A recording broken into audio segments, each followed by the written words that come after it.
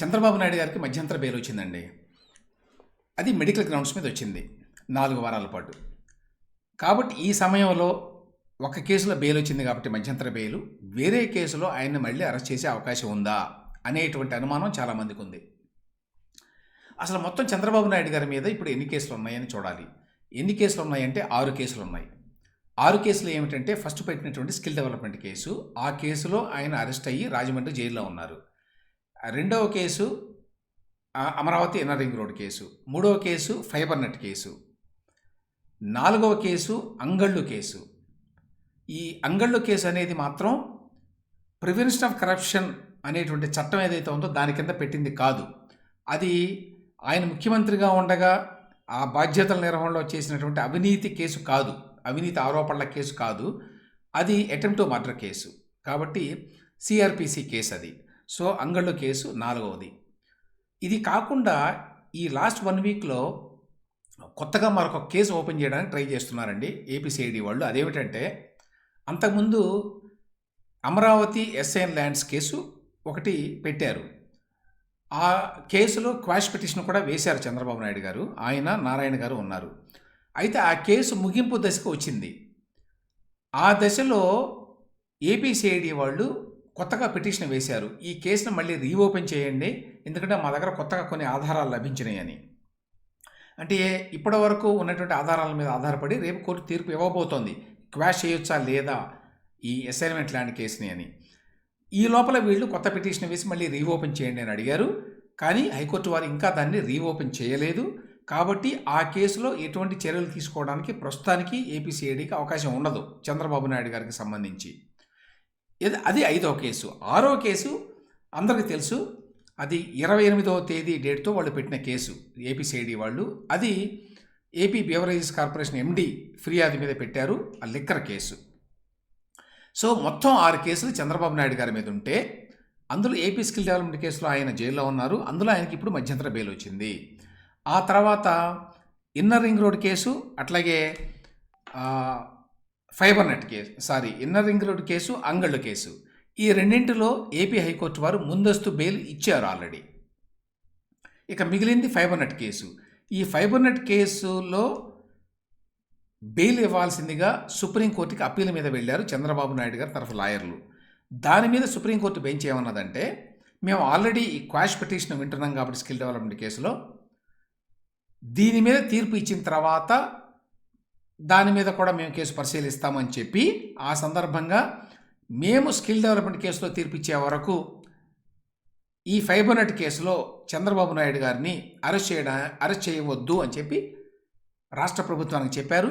ఆ మేరకు రాష్ట్ర ప్రభుత్వం తరఫున లాయర్లు కూడా సుప్రీంకోర్టులో ఆ మేరకు అండర్టేకింగ్ ఇచ్చారు. ఓరల్ అండర్టేకింగ్ అనుకోండి ఇదంతా. ఏమైనప్పటికీ ఆ కేసులో కూడా అరెస్ట్ చేయడానికి ఇప్పట్లో అది వీలు కాదు. కాబట్టి ఇక మిగిలింది ఏమిటి అంటే కొత్తగా పెట్టినటువంటి ఈ లిక్కర్ కేసు. ఈ లిక్కర్ కేసులో అరెస్ట్ చేయడానికి అవకాశం ఉన్నది. అయితే 4 వారాల పాటు మెడికల్ గ్రౌండ్స్ మీద బెయిల్ ఇచ్చింది కాబట్టి హైకోర్టు మెడికల్ గ్రౌండ్స్ మీద ఉన్న వ్యక్తిని అరెస్ట్ చేయడానికి వీల్లేదు. అరెస్ట్ చేసినా కూడా వాళ్ళు కాగితం మీద రాసుకోవడమే కానీ యాక్చువల్గా ఫిజికల్గా తీసుకెళ్లి జైల్లో పెట్టడానికి వీల్లేదు. కాబట్టి ఈ 4 వారాల్లో చంద్రబాబు నాయుడు గారిని జగన్మోహన్ రెడ్డి గారి ప్రభుత్వం ఏదో ఒక వంకతో మళ్ళీ అరెస్ట్ చేయడానికి అవకాశం లేదు.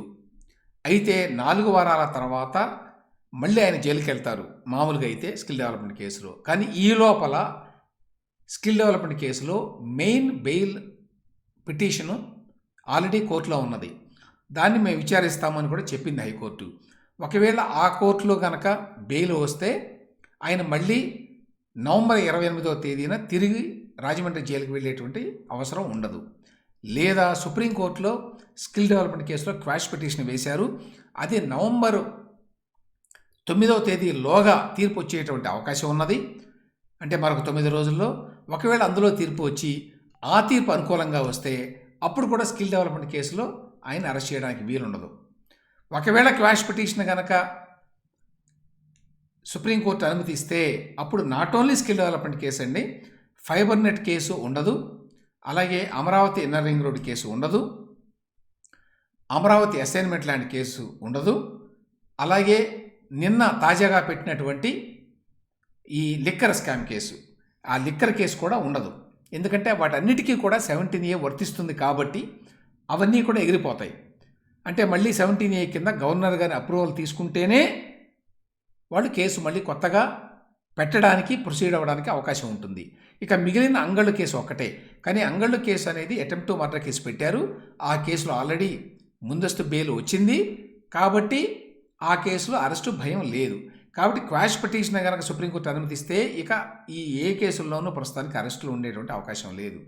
ఒకవేళ ఆ క్వాష్ పిటిషన్ అనుమతి ఇవ్వకపోతే సుప్రీంకోర్టు 4 వారాల తర్వాత ఒకవేళ స్కిల్ డెవలప్మెంట్ కేసులో బెయిల్ వచ్చినా కూడా మళ్ళీ ఈ లిక్కర్ కేసులో కొత్తగా అరెస్టు అనే ప్రక్రియను మొదలుపెట్టడానికి జగన్మోహన్ రెడ్డి గారి ప్రభుత్వానికి అవకాశం ఉంటుందండి. ఇవన్నీ జరగకపోతే, ఏమీ జరగకపోతే, అయితే ఆల్రెడీ తెలుగుదేశం పార్టీ తరఫున, చంద్రబాబు నాయుడు గారి తరఫున ఆల్రెడీ అక్కడ ముందస్తు బెయిల్ కోసం ఈ కొత్తగా పెట్టినటువంటి లిక్కర్ కేసులో అప్లికేషన్ వేశారు.